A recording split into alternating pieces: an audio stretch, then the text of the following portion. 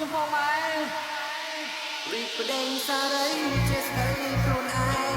សោកសង្រេងស្រនំដល់អាត្មាធ្លាប់សប្បាយធ្លាប់តែហឺហាអីនៅបែជាកំព្រាម្នាក់ឯងដឹងតែមេងសុំតុងអ្នកមានគុណចិនបែបនសុំឲ្យអ្នកលើកលែងពីថ្ងៃនេះ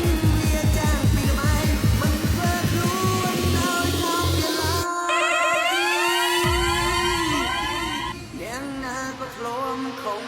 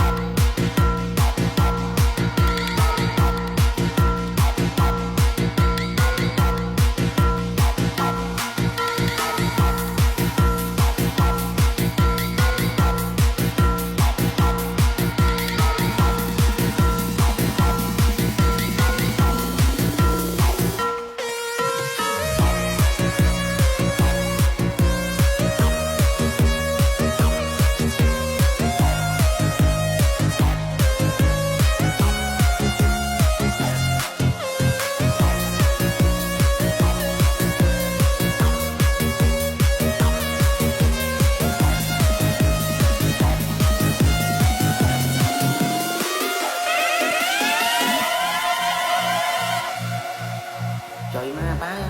ខ្ញុំមកនោះជួយមែនស្រីចឹងចាំតិចតែឡើយ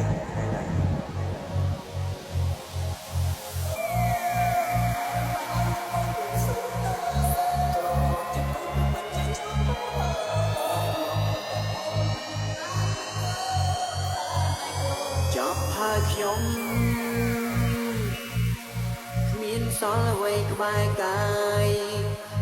ធ្លាប់តែសប្បាយប្រែកំព្រី